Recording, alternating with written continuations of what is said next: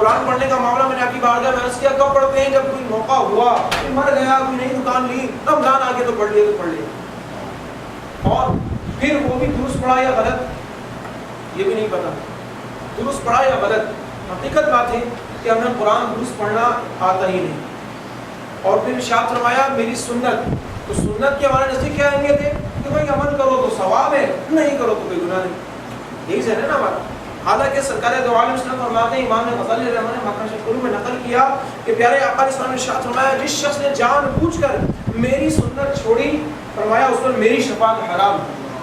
اب بولتے ہیں کوئی بات نہیں، سنت ہے کوئی مسئلہ نہیں، پانی بیٹھ میرے سنت ہی نہ کھڑو گے کوئی بات نہیں، سنت ہی تو ہے، تو ہمارے نزدیک سنت کی اہمیت ہی نہیں ہے۔ تو یاد رکھیے پیارے آقا نے فرمایا میری شفاعت اس پر حرام ہے، اس نے جان بوجھ کر میری سنت کو چھوڑا۔ ذوالنون مصری رحمۃ اللہ علیہ ارشاد فرماتے ہیں کہ سرکار دو عالم علیہ السلام کی سنتوں کا جو لوگ اپنے ہاتھ سے خود کرتے ہیں ان کی دعا قبول نہیں ہوتی، اسی طرح کا آپ کو فرمانا۔ تو ذرا غور فرمائیے پیارے سمجھیو، آج نہ سنت سے ہمیں لگاؤ ہے نہ قرآن سے ہمیں پیار ہے، لیکن وہی ریشمی لباس میں لپیٹ کے اوپر رکھا ہوا گھر کے اندر، اور پھر جب کبھی کھول کے پڑھ لیا اس میں بال نظر رہے ہیں، قرآن میں تو بال آگے ہمارے ہیں، تو نہ جانے کیا کیا ہمارے یہاں معاملات ہوتے ہیں۔ میرے پیارے محترم صحیح بھائیو، قرآن کہ اگر پوچھا جائے اتنے سارے سامنے بیٹھے ہیں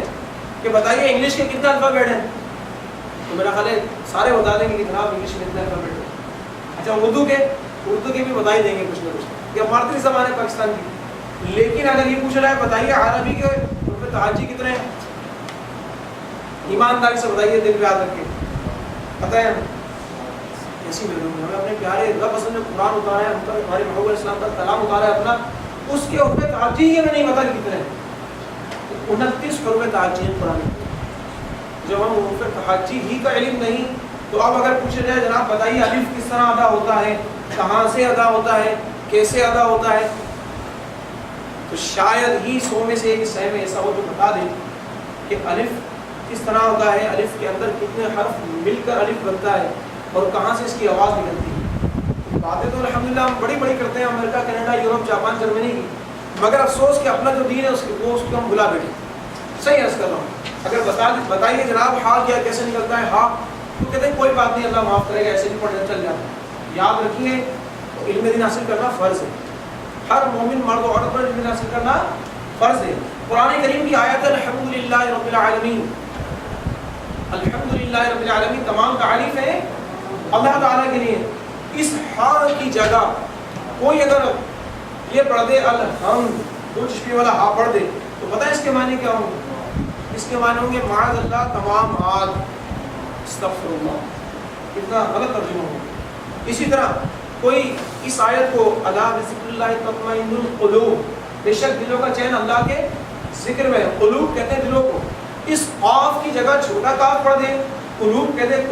کتے کو۔ اب سوچیے کہ کتنے معنی غلط نکلتے ہیں، اور ہمیں پتہ بھی نہیں، ہم پڑھتے چلے جاتے ہیں اور صحیح پڑھنے کی کوشش بھی نہیں کرتے۔ یہ حال ہے ہمارا کہ صحیح پڑھنے کی کوشش بھی نہیں کرتے، تب بھی نہیں کرتے، اس کے لیے کسی سے پوچھتے بھی نہیں بھائی یہ لفظ کیسے پڑھا جائے گا۔ اب جیسے نماز میں پڑھتے ہیں سبحان ربی کیا پڑھتے ہیں، رکوع میں عظیم، سب عظیم پڑھ رہے ہیں، عظیم عظیم ذا جو ہے اردو میں ہے، ہم نے عربی میں پڑھنا ہے تو قاف ذا پڑھیں گے، سبحان ربی العظیم ذا پڑھیں گے، اس کے معنی ہے پاک ہے میرا پروردگار سب سے بلند تر، لیکن ہم کیا پڑھتے ہیں سبحان ربی العظیم، تو عظیم اردو کا لفظ ہے، اردو آپ نے عربی میں ملائی تو پتہ ہے اس کے معنی کیا ہوں گے، شدید تر ظالم، سب پڑھتے ہیں، کسی کو ہوش ہی نہیں ہے اس کا، اور فکر بھی نہیں ہے کہ غلط پڑھ رہے ہیں، علمان حفیظ، فکر بھی نہیں کہ صحیح کیسے کریں، تو اس کے علماء کرام فرماتے ہیں جس سے ضا نہیں نکلتا وہ کیا کرے، سبحان ربی الکریم پڑھا کرے، سبحان ربی الکریم پڑھا کرے، تو یہ علم ہے فرض اب تک۔ مگر افسوس کہ ہم قرآن خوانی ہوتی ہے تو جناب 2 بار رمضان آ رہے ہیں ابھی، تو میں نے 2 قرآن ختم کیے، میں نے 3 قرآن ختم کیے، ہوتا ہی ہمارے گھر میں ریس لگی ہوتی ہے، بہن بھائی جناب نے 5 پڑھے، میں نے 4 پڑھے، میں کتنے پڑھے، مگر افسوس مخارج کا کوئی ٹھکانہ نہیں ہوتا۔ تو یاد رکھیے اس شخص نے جان بوجھ کر پتہ ہوتے ہوئے بھی غلط پڑھا، علماء کرام فرماتے وہ تو اسلام سے ہی خارج ہو گئے، نکاح تھا وہ بھی ٹوٹ گیا، کسی کا مرید تھا تو وہ بھی نہیں ختم ہو گیا۔ تو الحمدللہ تبلیغ قرآن و سنت کے عالمگیر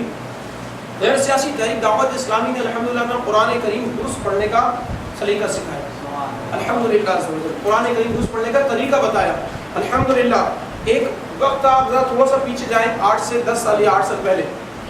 ہر شخص کی یہ خواہش ہوتی تھی کہ میرا بچہ، میرا لال انجینئر بنے، میرا بیٹا ڈاکٹر بنے. الحمدللہ آج دعوت اسلامی نے اس سوچ کو تبدیل کر دی. آج ہماری مدنی سوچیں بن گئی اور ہمیں کیا سوچ بنی ہے کہ انشاءاللہ ہر کوئی کہتا ہے میرا بچہ کم سے کم حافظ تو بنے، حافظ نہیں بنتا عالم تو بنے. تو الحمدللہ یہ میرے پیر و مرشد کا فیضان ہے کہ جنہوں نے ہمیں تبلیغ قرآن و سنت کے عالمگیر